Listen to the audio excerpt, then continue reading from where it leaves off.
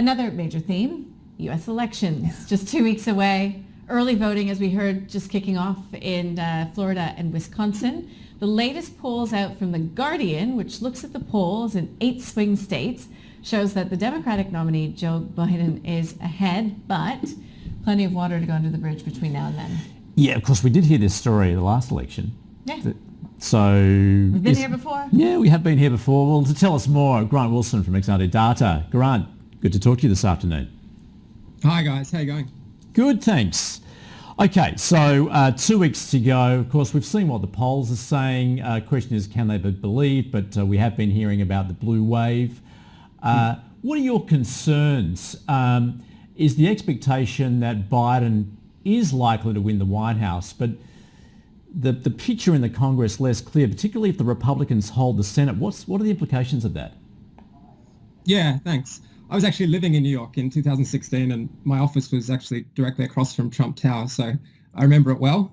I was running a hedge fund at the time. Back for ex ante though, the team is in New York and obviously our clients are focusing very intently on this.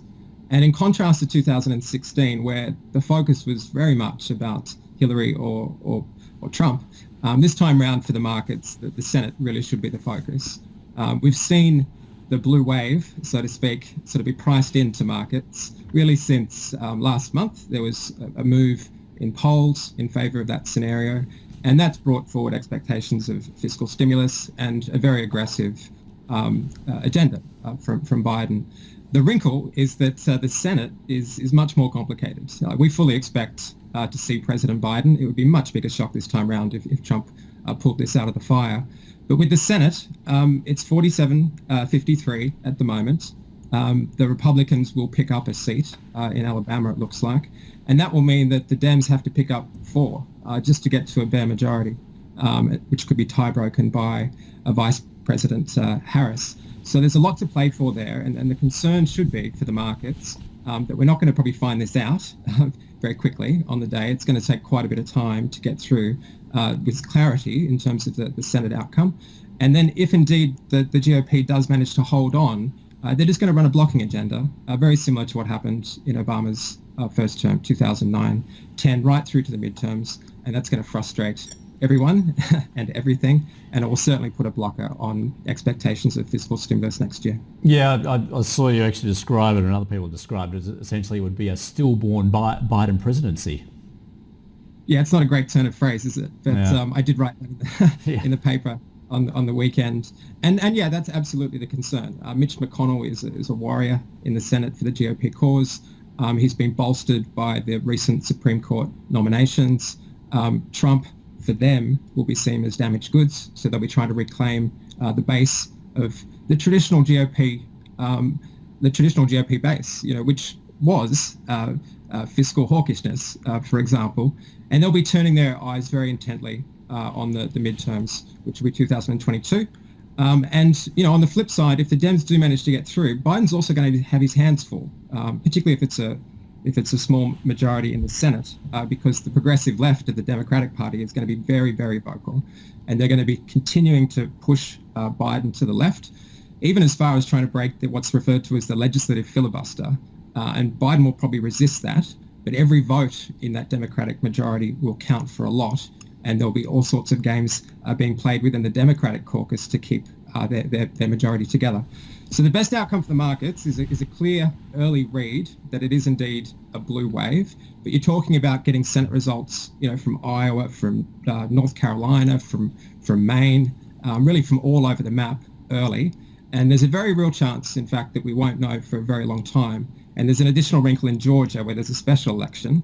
And if that one gets caught up in the mix, we may not even know the result until January, if you can believe that. So we are advising investors, our clients around the world at the moment, just to sort of recalibrate how they're thinking about this election. Try not to focus on the presidency, even though that's what everyone wants to know, including myself. But yeah, focus very much if you're in financial markets on the Senate outcome, and try to understand when we might reach a tipping point there. Okay, so I've made some notes there. Interesting stuff. Grant, what does November 4th here in Australia look like as far as a session goes? Because, you, I remember it very, very well.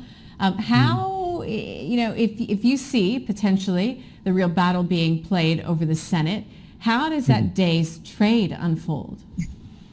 Yeah, it's a great question. And there's already lawsuits being filed right across the US in the hundreds around the election at the state level.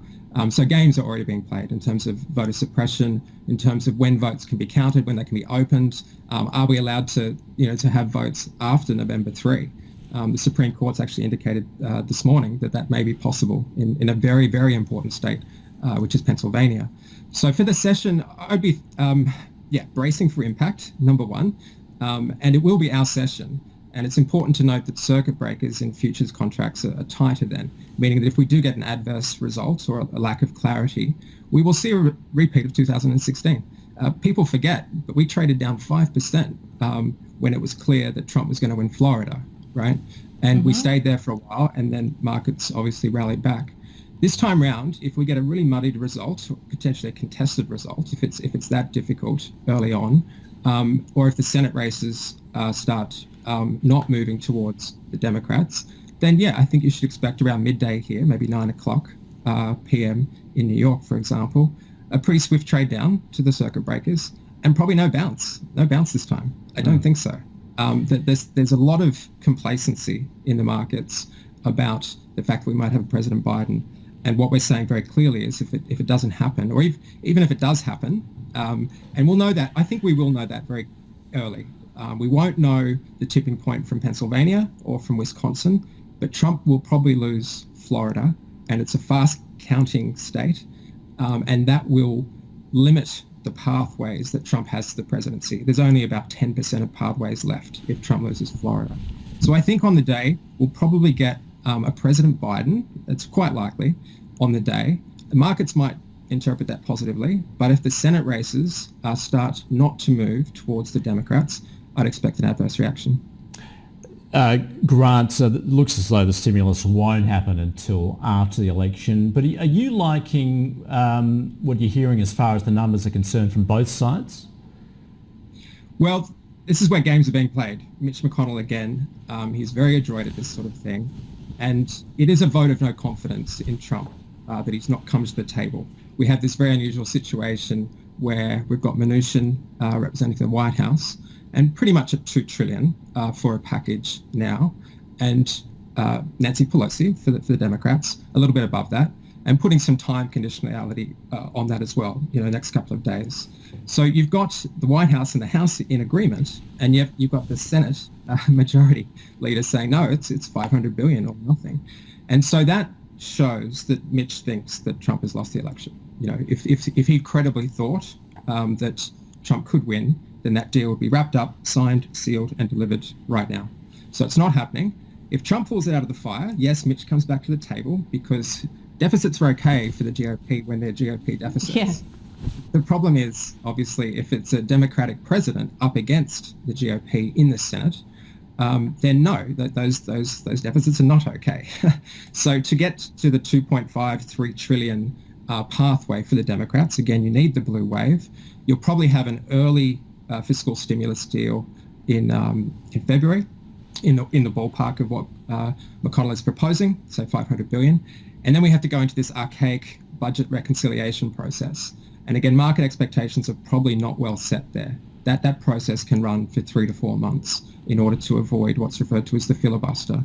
And so there's a time delay on the rest of the Biden agenda where all of this pork barreling will occur within the Democratic caucus.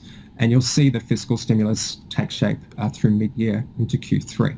So that won't be such an issue for the market because it's more about a timing issue than a quantum issue. The concern is that if we do end up, again, with a split Congress, the cap on fiscal expectations should actually be 500 billion, which is a couple of percent of GDP, as opposed to the 10, 12% of GDP that markets are effectively pricing in at the moment. My goodness, Grant, you've run so many permutations there. Your head must be spinning.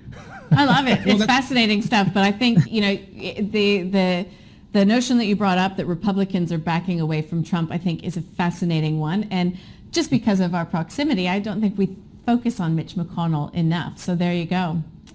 We will check Mitch in is- with you closer to the date, or hopefully on that day if we can lock it in. I'm putting some public pressure on you right now, Grant. Thanks so much for joining us today. Really appreciate it. Yeah, I enjoyed that. Thanks, guys. Grant Wilson there from Exante Data.